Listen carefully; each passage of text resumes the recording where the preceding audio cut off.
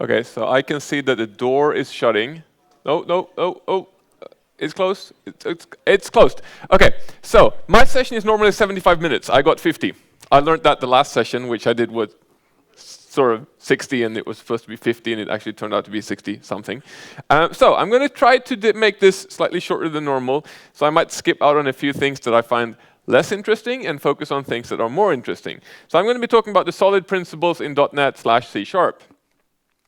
The S.O.L.I.D principles have nothing to do at all with C# or .NET. I just want to put that out there. So if you're not C# or .NET, they apply to any form of computer or software development, no matter what platform you're using and what language you're using. They are universal. C# was probably not even around when they came up with the things. So, my name is Chris Klug. If you haven't seen me at the previous session, I work at a company called 1337 in Stockholm, and I do part-time software development and mentoring and architecture, and part-time going around at conferences, spreading knowledge and sharing experiences and things I've picked up along the way, and trying to, I don't want to use the word educate people, because people in this room is probably able to educate me on a ton of things, but sharing knowledge seems like the right thing to say. So I've been talking about the S.O.L.I.D principles since 2013, I think, or 14. So this presentation is really, really old. And it's interesting because it keeps popping up, and I keep giving it at conferences, and it just keeps being added for things. And I have it as my normal backup. But it still draws in a crowd, which is interesting, because I thought by now everybody should know these principles. Apparently that's not the case. But before we get started, we're going to have some nerd gymnastics. Nerd gymnastics means that you're going to be raising your arms. But I'm going to take it one step further. I'm going to ask you to keep your arms up and not remove them until you're saying no to a question. There will be 3 questions. If you start feeling tired in your arm and your shoulders getting sore, take down your hand and put up the other one. If you have to do that more than once during this little short period of time, hit the gym. So let's start out with, how many of you have heard of the S.O.L.I.D principles? Keep your arms up. And I'm just going to stand here now and just wait for you to switch. No, I'm not. Okay, so most of you have. Next question. How many of you can name all the 5 principles? I'm going to give you a little bit of time because, yeah, hands are slowly dropping down. Okay, it's kind of what I'm expecting. And finally, can anybody explain the Liskov substitution principle? There are a couple of brave hands. So the next slide should then obviously be, does anybody want to come down and do it? Because, okay, that's all I have. It's interesting because it's a very, very unscientific way of looking at this. And as I said, I've been doing this, it's probably my 50th time doing this presentation. It's always the same thing. Heard about the principles, 90% of the audience. Can name them, 40%. Explain it. This crowd is different. This is the first time I've seen more than 2 hands stay up. Because otherwise the general rule is 1 to 2 hands, no matter the size of the audience. I've had a room with 800 people in it. I couldn't see them all, but it was kind of like 1 or 2 hands still staying up. Liskov's is not actually that hard, to be perfectly honest, but people do tend to drop off at that one. So, to demo this, I've built a little application. It is an ugly application, it is small, but if I gave you the task of write me an application which is small enough to understand in 45 seconds, but complicated enough to actually make it possible to implement all the 5 principles of S.O.L.I.D, would you be able to do it? Yes, you would, but it's going to take you time. My solution to that problem was I built this. I have a program that looks like this. It is a format converter. Can everyone see that even in the back? Yes? Okay. So it's a console app. It takes an XML file and outputs a JSON file. You know, everybody loves JSON, everybody hates XML, and now we're moving away from JSON into YAML for some reason. Anyhow, XML to JSON seemed like a reasonable option. So it starts out by reading the input file, basically read everything in the file, convert that information by parsing the XML in that file to an X document, create a document instance, and document in this case is a little class that looks like that. and then take that class and serialize it using JSON.NET, and finally write it to disk using the defined address. Make sense? This code is not complicated, but it has some major issues, which is where S.O.L.I.D comes in to sort this out and make it more maintainable. It is tiny, and I would probably leave it like this in the real world, but this is not the real world. This is completely fake and I'm on stage and showing you on a big screen, so it's not okay for me. So we're going to fix this. So I'm going to take you through all the principles using that application. Not true. I'm going to take you through most of the principles with that application. So the different principles that we have, that if you didn't know how to name them, you've got single responsibility principle, open-close principle, Liskov substitution principle, interface segregation principle, and dependency inversion principle. And I like to point out it is dependency inversion principle, not dependency injection principle. Dependency inversion is a principle, dependency injection is a technology or a technique.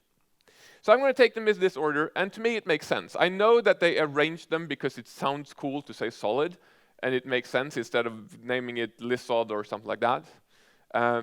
But it actually makes sense to me to do them in this order, because if we do them from left to right, they kind of build upon each other. Going with the first one, you kind of end up doing the second one, and once you've done the second one, you realize that you need the third one, so it makes sense. So single responsibility, if we start there, or SRP, I Googled every one of these and tried to find a definition of what they actually mean. And the definition for single responsibility principle is a class should have only one reason to change. That is very generic.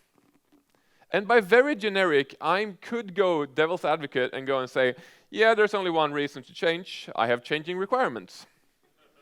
That is a very broad set of one reason, and obviously not the right one. So I have rewritten the definition into there can only be one requirement that when changed will cause a class to change. This means that you should not be building your applications until you have clear requirements. We all know that in our line of business, we work in a very well-defined agile way, right? And before we build anything, before we get to move that post-it from the first column to the second column, we have a document explaining exactly what we need to build for that post-it note, right? Thank you. That has never happened. In the history of software development, that is not the way that we build stuff.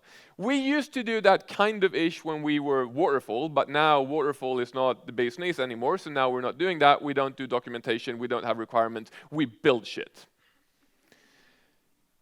It is a bit hard because you do have to know your requirements, because single responsibility is really about when you create a class of some form, it should never be there should only be one single thing that can change that causes you to go into that class and modify it. So, and then there's a side step here, which is interesting as well. I came up with this while writing this session. How many of you do DDD? Domain-driven design? None. One. How many of you have heard of DDD? Okay. So domain-driven design is interesting, and it kind of comes back to what you learn in school when you start programming, that when you build stuff in software, you have nouns, which are classes, and then there are verbs, they do things, that's the functions you put on the classes, right? And they have properties, adjectives, so basically something that describes it becomes a property. We have heard this before? Yes. Yeah, so now you take all of that learning and you throw it out the window, because it doesn't work at all with S.O.L.I.D principles. The whole idea of a domain-driven design approach where we recreate the world around us as these smart, beautiful objects that can interact, that basically takes the real world and the language that the people use and turn that into code, doesn't work at all because they rarely come out as being single responsible. So for S.O.L.I.D, just forget this. For the real world, find a mix that works for you. But for now, just ignore that. So what happens when I take my dumb little application and break it up? It is tiny as it is at the moment. I completely agree. And if we open this up and we look at what happens when I break it apart, my program, first of all, there's now a bunch of new files, because there's new stuff in there. I look at my program has a main method, very short. It creates a format converter and tells the format converter to convert a file. Responsibility for this single class to be a console app. The only reason I would need to change this is if I wanted to go from console to a WPF app or a WinForms app or whatever. Everything else is inside of this thing, so it's isolated from that change. But Chris, if you want to change files, you need to go in here and modify it as well. Yes, it's a stupid demo piece of code, okay? You would normally not hard code your URLs inside of your class. That would just be dumb. So ignore that and just focus on this part here that says, okay, so this class sets up the console project and that is the console, and that's it. If we go and look into the format converter, we minimize that. Ignoring this part for now, where it news up a bunch of classes, because that is a breach further down the line of S.O.L.I.D. So just ignore that for now. But what we want to look at is this convert format method. It gets the input from a document storage. It converts it into a document using an input parser. It serializes the document down into a string using a document serializer, and it persists the document using the document storage. So the responsibility of this class is the flow of the application. Unless I need to change the flow of the application, I will never have to change this class. And each one of these classes work in the same way. So my favorite one is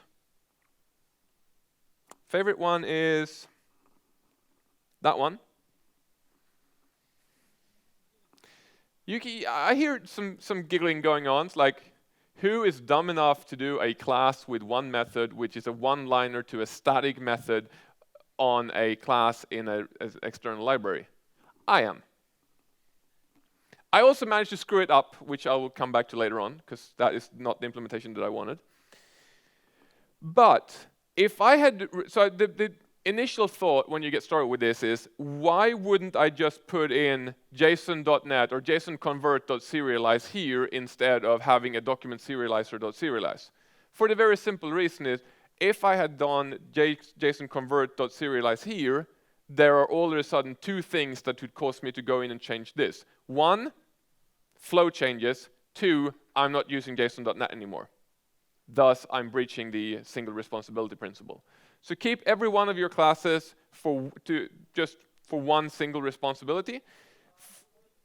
For document storage, I did go and make it both read and write, which could potentially be a breach of single responsibility because it is both reading and writing. But since I am reading and writing from the same storage, it is actually single responsible. The only thing I would ever need to go in and change here is if my data access to or storage access changes. So breaking it down gives me a few more classes. Each one of these classes very small and very simple. Edge cases. There are scenarios where you end up going, I think this is single responsible. And then in some cases it is, in some cases it's not. So you can't really go and say, this thing was single responsible in my previous project, so I can go and consider that being single responsible in this other project, because requirements might be different. Repositories are responsible for reading and writing and getting data and restoring persisting data for objects. You would think that they were single responsible because they're responsible for getting and saving entities, but it does become non-single responsible if you read from one store and write to another store. So if you're building a CQRS pattern, for example, where you have a read store and a write store, all of a sudden you have two different requirements, one for read and one for write. But if you're building a repository that is just fronting SQL Server or and Hibernate or Entity Framework, then it would be considered single responsible. So every single case, every single class you build, you'll have to look at that specific case and those specific requirements for that class. You can never just go, I know this, I'm going to do this. The benefits are hopefully quite obvious. You end up with these small classes, which means that you don't have to go back in and change them often because they are very specific. They become easy to read because they're very small and simple classes, and whenever there is a problem, you know exactly where to go. If my storage is failing here, it doesn't write to disk, I know that I need to go to my storage stuff. If it doesn't serialize properly, I go to the serialization class. So all of these are fairly well or very well defined, so I know exactly where I can find my errors, and each one of them are very simple. And coming back to, except for the fact that I personally did make a little mistake here, how many of you believe that you would be able to mess up this class? Anybody willing to admit that they'd been messing up that? There's one hand, I like that. These small classes are much, much easier to handle. And the smaller they are, the simpler they are to build, and the less likely you are to screw up. Once you've got all of your small classes, we come into something called the open-close principle. Open-close principle was coined by Bertrand Meyer many years ago, and the idea behind the open-close principle is software entities should be open for extension but closed for modification. So what it says is that we should build code and write classes that we can make better without changing them. That seems like a very simple thing, and I love to see that language. What they are actually saying, or Meyer was saying, was that once a class is done, it's done. Once you've written an implementation, and that implementation fulfills the requirements you have for that class at that instance, and you're done with that, it is done. The only reason to ever open up a class file again and go in and changing the code is if you find a bug in it. You're allowed to open classes and fix bugs, but if you ever get the idea that I'm just going to add this feature to it, nope. If you get the idea that I'm going to change the implementation because now that thing we used to do, actually now I want to do this, so I'm going to open that class and change it, nope. Once you have created a class that fulfills the requirements, you do not modify it. If you want to modify it or you want to make it better or change it, you inherit from that class and create a new instance, a new class definition that does what you need with the new features in that, and you do not modify the code that is already built and running. I mentioned Meyer, so Bertrand Meyer came up with this. And he talks about the idea that we have base classes. You write something in a class. If you ever need to add features to it or extend it in any way, you inherit from that class and you add stuff to it. So his idea is that we bring the functionality from our base class and we bring that on to new versions of that class or new inheritance, and then the classes that inherit from that base class can add stuff to it and make it bigger and better and change the API of it by adding more features to it. Polymorphic is another version of open-close where we say we will have an interface. The interface defines what the API of this class should look like, so we know what we want to work with, but once again, we never change it. But whenever we want to have a new implementation, we don't go and inherit from a class and add features to it. We go and get a new implementation of the interface, and we can do whatever we want behind that interface. So instead of having a base set of functionality that we inherit and add stuff to, with an API that might change over time, we have a defined API where the functionality and the implementation might change over time. Does that make sense? There's a good resounding yes from one person. I just made a minor thing in here for open-close. For document storage, I decided to introduce file document storage, blob document storage, and HTTP input retriever. So in this case, I'm basically having this as an abstract base class in the style of Bertrand Meyer or Meyer. And then I have one implementation that reads and writes stuff from disk. And in this here, I have one that reads and writes from blob storage in Azure. And finally, at the bottom here, I have one that gets files from the web. But it can't actually persist anything because the way that the web works, we can't really just say, I want to save this file at random location on the internet. It's impossible for me to go and say, create new file, index.html, save at http://www.google.com. That would be awesome if I could, but it's not the way the web works. So because of that, this thing throws an exception and says, I do not implement that functionality. And I've also created an iDocument serializer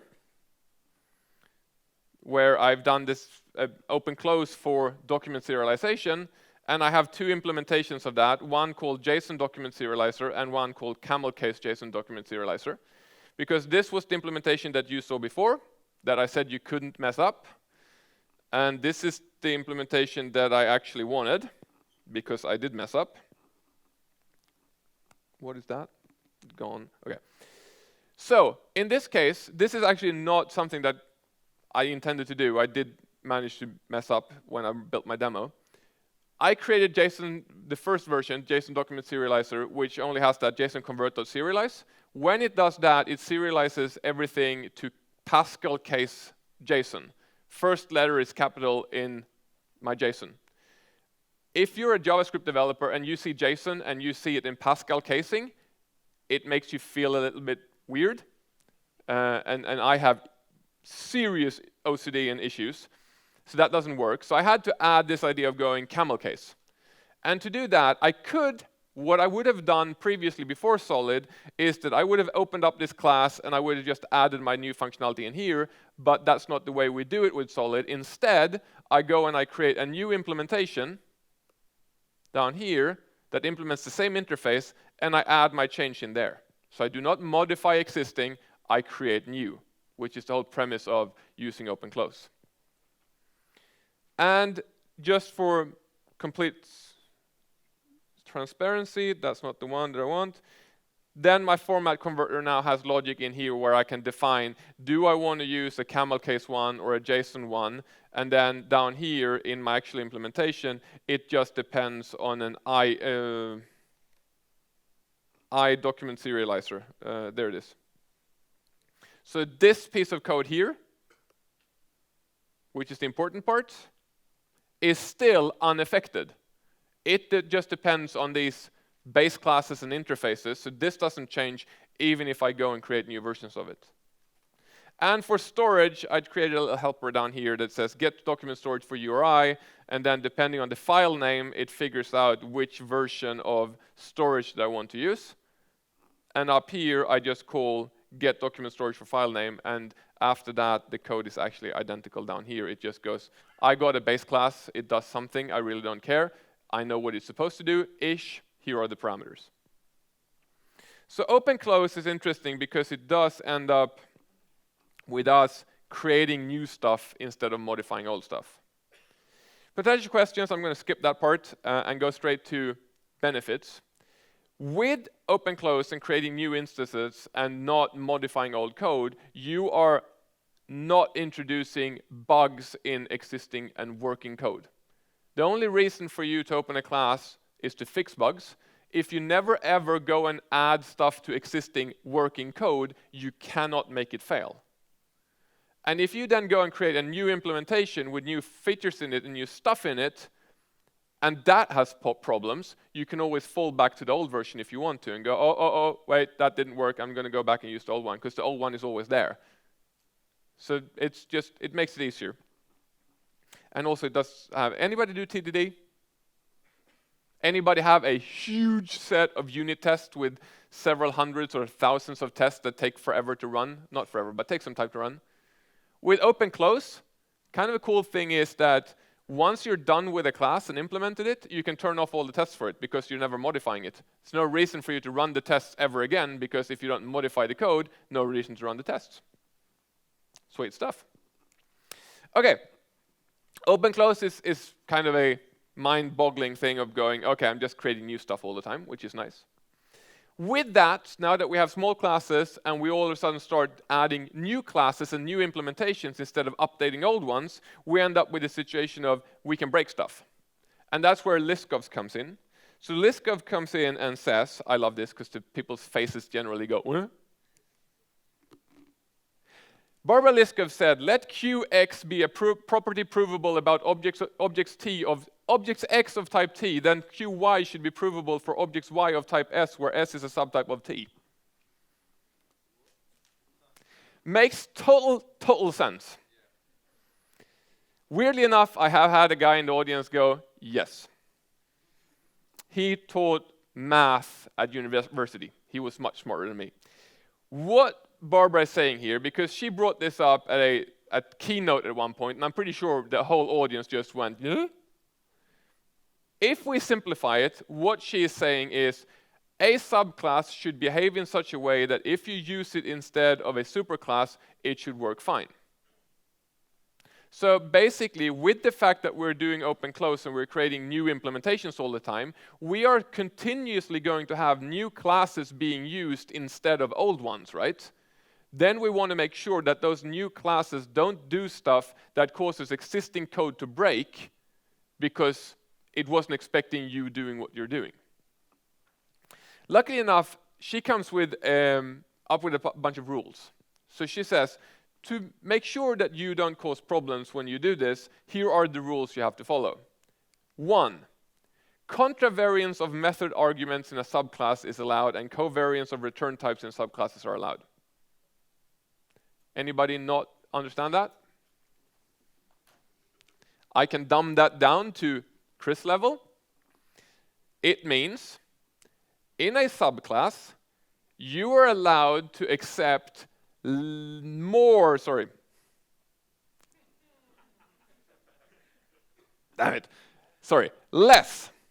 Less is the word I'm looking for. You're allowed to accept less specific method arguments. So if the superclass has a method that takes in sports cars, you are allowed to inherit and implement that method and make it accept cars, assuming that sports car inherits from car, which it should. And the reason for that is existing code is going to be know that I can inject sports cars into this method, and I have been doing that for ages, and that works fine. If you come along and you have a new class and that accepts car, is anything going to break? No, because car is less specific than sports car. Does that make sense? So it's not going to break. Covariance of return types is the fact that you can return a more specific type from a method than the base class. So if the base class is returning car, your method can return sports car, because existing code out there is going to go and say, I'm expecting a car. Oh, I got a sports car. That's fine. Other way around, not so much. The best thing about this rule is that if you're doing C# or Java or any statically typed and structured language, basically, you cannot violate this. So if you're in C#, which this session is all about, forget that. And I have tried. I have spent half a day trying to get C# to screw this up, and I have not managed. I have got somebody showed me how to do it using a generic list that can cause some issues in very specific cases, but other than that, you cannot screw this up. No new exception types are allowed to be thrown unless they're subclasses of previously used ones. If you create a new subclass, you cannot all of a sudden introduce a bunch of new exceptions. Why? Existing code might be out there doing try-catch clauses around your method and expecting a certain set of exceptions. If you all of a sudden are throwing new things, there's no way for it to know how to handle those. On the other hand, if your exceptions do inherit from exceptions that were thrown before, existing code can pick them up and handle them, but on a more generic level. So stay away from new exception classes if possible. And then preconditions cannot be strengthened in a subtype and postconditions cannot be weakened in a subtype. Basically says you cannot add new requirements to a class. You can't go and say, you know how you used to be able to call that method over there? Actually, in this version, you can't call that method until you have set this property over here. And the other way around is, you know how you couldn't call that method before you set that thing over there? You can now call that thing without setting that thing over there.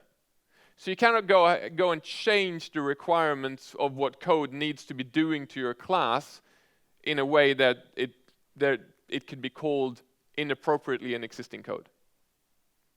And it kind of comes together with the last rule, which is the history constraint that says if a class or a property is immutable in your base class, your new class cannot make it mutable. And if it's mutable in the base class, you cannot go and make it immutable. So mutability cannot change between superclasses and subclasses. for the simple reason that there might be, once again, code in production that expects a property to be either immutable or mutable and have logic based around it being that mutability. Does that make sense? I'm not going to show you this because, once again, I have a little short on time, and also it is really hard to show Liskov substitution. No, sorry. Yeah, Liskov substitution principle in a small, simple example. And I have, for the benefit of all of you people, spent a long time Googling good example of breaking Liskovs. And you know how many of those you find on the internet today? It is a big, fat one. And it doesn't matter how much Googling you find. If you want to have an example of Liskovs, you're going to find one example. That is the only thing that exists out there that I've been able to find. And I've spent lots of time. The example is interesting, and we can do some nerd gymnastics around it. Imagine you're building something that draws shapes. It draws rectangles and squares. Should your class square inherit from rectangle, or should your class rectangle inherit from square? How many of you think that square should inherit from rectangle? A few. How many of you think that rectangle should inherit from square? None. So half of the room don't give a damn. Half of the room were wrong. Because the right answer is actually, for all of you who didn't vote, right. You should not inherit from any of them. Square can never inherit from rectangle because you are adding requirements to it, because square requires the sides to be equally long, which means that you are changing the preconditions of your class. So if you inherit square from rectangle, you're imposing new requirements that weren't available before, your code might break. If you inherit rectangle from square, you're actually weakening the preconditions, saying that it used to be that they had to be the same length. Oh, by the way, in this new version, they can be different lengths, which means that you're breaking it. So rectangle and square, even though we in our heads see them as something with four sides, is not, from a code point of view, related more than that they are shapes.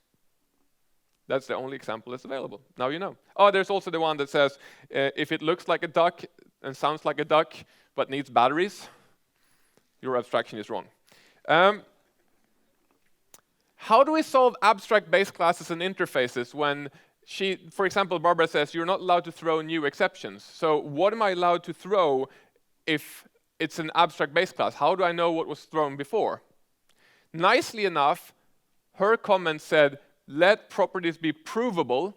You cannot prove anything about an abstract base class or an interface, so Liskov's substitution principle goes out the window when you do pure abstract or interfaces. So how do we solve it? I have no idea. It's up to you. But she doesn't cover that part. So what are the benefits?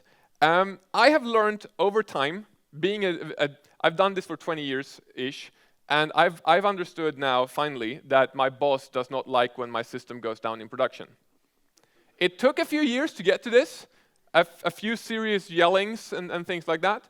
This is kind of there to solve that.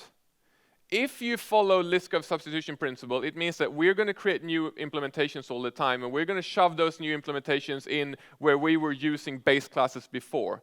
And with the S.O.L. part, or S.O., single responsibility and open close, we're going to do a lot of inheritance and a lot of new types all the time. By making sure that they play by the rules and color within the lines, we're not going to end up having a bunch of weird problems, hopefully. Interface segregation principle. Just before, when did I start? Did I start 10 past or 20 past?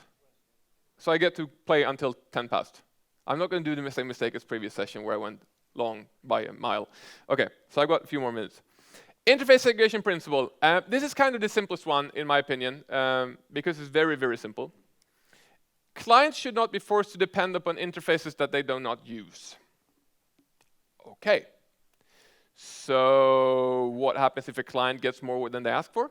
If you go to a car dealership and you order a new car, and you come in to pick up your new car and they give you two cars, do you get sad? I don't. I said, yes, please, thank you so much. That doesn't work in software architecture, apparently.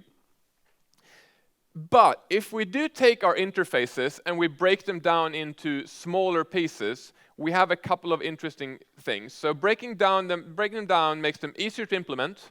It's much easier to implement an interface with 2 methods on it than one with 15. And we also have very good control over who gets to see what in our implementation.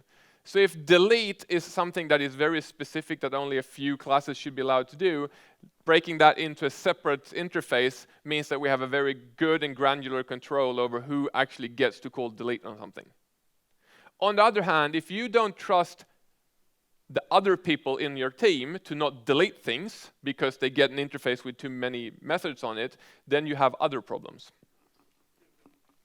I would start out with like trust training at work and trusting your colleagues. And also, by the way, your friends that you work with are very likely also admins in the database, so they will be able to delete shit anyway. But it does offer you some control, which is nice. And before I show you this, there's not a whole lot. I just want to talk about one example of this, which is probably the best breach of it I've ever seen. So how many of you have been around since we used to do ASP.NET web forms? There are a few people who are wanting to admit that. I have done a ton of that. And how many of you remember something they introduced called a membership provider? It was a fantastic idea of being able to drag and drop login controls onto things in Visual Studio, and it magically just works so you could log into your application. It built on a class called membership. And if you ever want to build your own implementation of that, which I, for some weird reason, had to do about 30 times, and all I wanted to offer was the ability to insert a username and a password and get logged in, I had to go and inherit from membership provider, which was an abstract base class with something like 20 different methods on it. You needed to implement 3 of those methods to enable login. All the other ones were things like password complexity, password retries, password timeouts, blah, blah, blah, blah, blah. So how did you solve that when you only wanted to log in?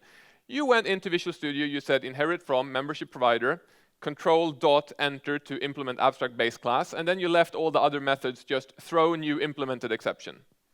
That was the way it was supposed to be implemented.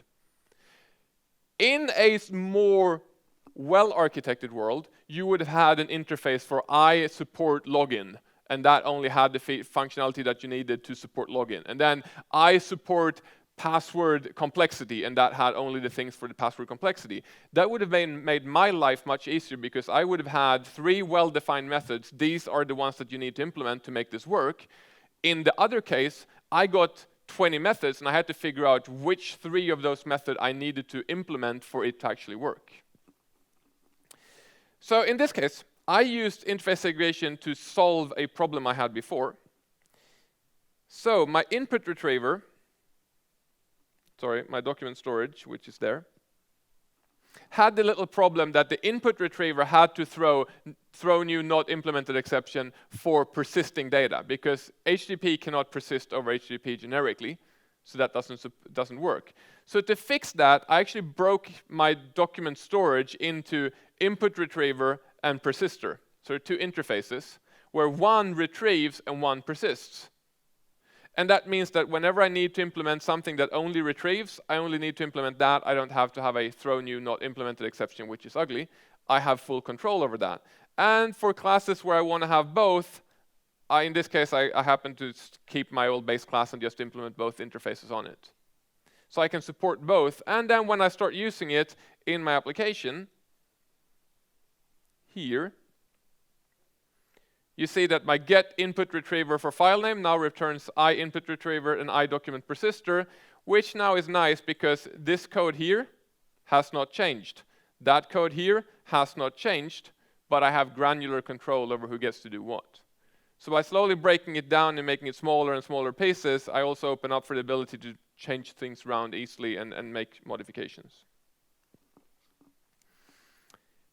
Do not combine into if you think that you have enough small interfaces that is annoying to write a colon interface 1, comma interface 2, comma interface 3, comma interface 4 because you're implementing a bunch of interfaces, you should go back to rule 1, which said single responsibility principle, for you're most likely screwing that part up.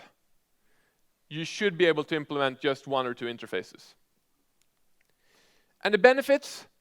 Well, you have better control, and it is a lot more fun as a developer to go and say, oh, I need to get this thing supported in a new way. Oh, I need that much of an interface because that is the stuff that I really want to support. I don't need to support all the other stuff, for example. And finally, my personal favorite principle is dependency inversion principle. Dependency inversion principle says that A, high-level modules should not depend upon low-level modules. Both should depend upon abstractions, and abstractions should not depend upon details. Details should depend upon abstractions. There are a lot of abstractions in that definition. You get an abstraction, you get an abstraction, everybody gets an abstraction, right? We are not going to implement anything, we're just going to do abstractions. Doesn't work. What they are saying is, make sure that you don't depend on specific implementations because it makes things hard to change around. So the short version of this is, if you use the keyword new in C#, you're doing it wrong. And somebody told me that many, many years ago. It was at a bar, but it was before we started drinking. And we had a conversation about this, and I said, you're drunk, before he started drinking, because that is impossible to do. That is something I live by today. I never basically new up anything in my code. Because as soon as a class starts newing things up, anybody using that class has all of a sudden taken a dependency, not on that class only, but on that class and the class that was newed up inside of that class. And if that class takes news something up as well, you have taken another dependency. So you could end up in a situation where you take a dependency on the thing you need, but you get a whole hierarchy of other dependencies brought in that you didn't really need. So the example is here. I've got an app that has a persister class that writes to system IO file. If somebody comes and says, we're not doing system IO file anymore, you're going to have to do blob storage. I have to rewrite this. I have to rewrite the persister. If the persister is not my piece of code, it's somebody else's piece of code, and I only have a DLL for it, I'm screwed. Because app is tied to system IO file because of that. If I instead break it down, so app depends on an interface, the actual implementation of that interface depends on an interface, and the implementation of that interface does the actual work, it means that whenever I want to move away from the persister and storage, I can go and create new implementations, and I only have to modify the parts that I need. So DI is interesting because there are a bunch of different solutions to that, and I have more to say about this than I will have time to say, but I want to show you that there are 3 main ways of doing this. The simplest way, which is also the most tedious and most annoying way, is that you, in your main class, your startup class that boots your application, you create all of the dependencies that you need throughout your entire dependency chain. And then, in your format converter in this case, you pass in a document serializer, and you pass in an input parser, and you pass in every single method or every single type that you would ever need in your entire application through the constructor. It means that we new up things out here, which will just have to be fine, because somewhere it has to be newed up, even if I said never use new. And to solve the fact that I don't want to inject everything, because I actually want to have some logic around which form of storage should be used, I have created a couple of classes here. I created a static class called input retriever and a static class called document persister. They are static classes, and they have a method called forFileName. Both of them have a forFileName method. The forFileName method returns, in this case, an iDocumentPersister, and this returns an iInputRetriever. And then down here in my startup, I configure it and I tell the InputRetriever class that here are 3 different implementations. So here is a predicate method to figure out if the name of the file starts with HTTP, use this instance. If it's a blob storage URL, use this thing. If else, use this thing. And the same thing for document persister. Downside with this is that it's really hard to figure out that you have to set this thing up here before you start running the format converter, because nowhere does this format converter tell you and convey the information that, oh yeah, by the way, I'm depending on these classes over here that you need to configure before you start running it. But this kind of works, and this means that if we look inside the format converter, there's actually no dependency or no new implementations in here at all. It takes an interface and a base class.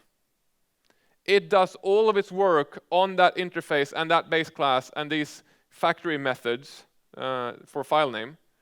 And I can change around the functionality in here without ever having to open this thing up. So manual is interesting, but it's kind of tedious. And this is a very, very simple sample. If you end up with a thing where you've got one class depending on one class, depending on one class, depending on one class, depending on one class, you end up having all of these really complex structures of injecting things all over the place. So it becomes tedious. One solution to that is to use a service locator. Service locator changes the way that we run our code in the way that I'm still doing the storage stuff here, like I did previously.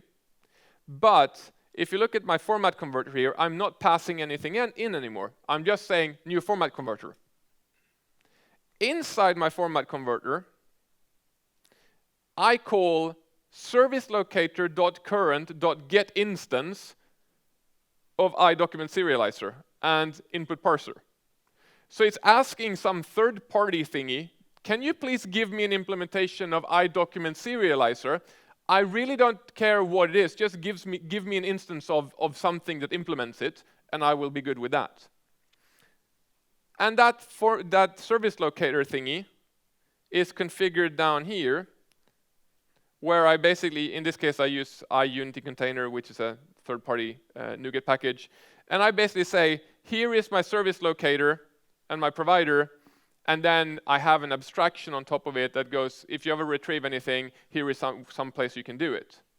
The downside with service locator pattern is that basically any class will have access to service locator.instance, so you can start pulling out different things in different places, and it's really hard to figure out what things do I need to put into my service locator for my application to start, because it's basically a black box. And you have to figure it out. So you have to start it, have it fail, and then put something in there. Start it, have it fail, put something in there. There's also the argument that anybody can then access delete methods and services they shouldn't use and all of that, but once again, go back to trust exercises at your office. And finally, last 3 minutes, we can use an IOC container, which is probably the most common way of doing it. So using an IOC container, I call getContainer here. Inside my getContainer, I create another Unity container, in this case. Normally, you'd not use Unity. If you ever use Unity, don't. Go and get something that works, like AutoMapper or Ninject or something like that. And inside your IOC container, you can then tell the container that if anybody asks for one of these, use one of these. If anybody wants one of these, use one of these. And we can configure as many of those as we want, and we can control lifetime of them as well and say, get a new one every time they ask for it, or get the same one every time they ask for it, and a few things like that, so we can have really complex lifetime management. And then I can ask my container, can you please resolve a format converter for me? If we look at the format converter now all of a sudden has input or constructor parameters.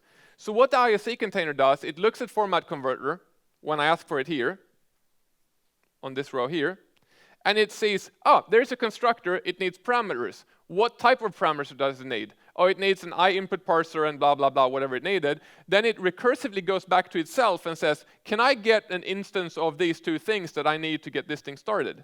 If those services then need other things injected, it will recursively go back to itself again and ask to get those things implemented. So basically, you can build up these and say, here are all the different interfaces that I have in my system, and here are all the implementations. Just make sure that they get injected into the classes where they're needed, and it will just magically figure it out. I literally put an IOC container in every project I ever use. It comes out of the box with .NET Core and is considered a core part of .NET Core as a technology and should really be in there, in my opinion.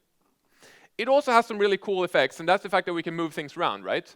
So my code now is only dependent on abstractions. So if I change implementations here, my application changes. But it's still in code, and I have one thing that I love to show, and people think I'm nuts, but you can actually configure your IOC container declaratively. So in this case here, I'm configuring my Unity container using the configuration manager, which reads my app.config file. So if I open up the app.config file, well, I'm going to just quickly go through this. You can see here that there's a Unity configuration element in here, and it basically says, if anybody asks for one of these, use one of these. If anybody wants one of these, use one of these. This file keeps being XML once you've compiled it as well, right? Which means that I can literally give my client a piece of code and then ship different implementations to them over time and ask them to change how their code works based on a config file. So I did this for a client in New Zealand that they produce kiosk stuff. So they build kiosks that they put out on bars, and then in the bar you can go in, you can pay some money, and it will take pictures of you, and it uploads the pictures of you to Facebook in a bar. They did not see any problems with this at all, and I built it for them, and it works. But they came back to me and said, we have switched out the camera. So the camera is now a new model, and it's a different SDK. I could then go and create a new implementation for their camera, send that down, and tell them, for the kiosks that you have with the new camera, you have this XML thingy here, and for the ones with the old camera, you have this one. Then they came back to me again and said, oh, by the way, you know how we used to pay with coins? Some of them don't have coin payments anymore. Okay, here is another implementation. And then they came back. So they had a few different hardware configurations going, but they could still use the same application for every one of those configurations. All they needed to do is change the XML for the different things, and they didn't have to have 16 different versions of their software. They had one version and a config file, which was quite nice. And it also made it possible for me to build their stuff without actually having access to a physical device. And the benefits of this is that we can move things around. We can change things out, we can move things around, and we can be much, much more flexible in the way that we build our software, because we don't depend on specific implementations. We depend on things that do stuff, abstractions, and then we can move the abstractions around to support the needs that we have. Quickly, just some considerations. You will over-engineer your applications, and you will do premature optimization. That's just the way it works. That's what we do as software developers with new technology.